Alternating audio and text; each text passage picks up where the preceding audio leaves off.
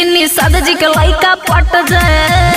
ए बाबा सुनी ना सद जी के लइका पट जाए हमरा बड़ा तोहरो से मस्त आई टोम लागतिया साली हमर पाली से ना कोम लागतिया सोच कहीं जान काली माई के कसम तहर छोटा की बहिनिया तो बम खुशियां मची है घर में यू बोलेंगे हैप्पी बर्थडे टू यू बोलेंगे हैप्पी बर्थडे टू यू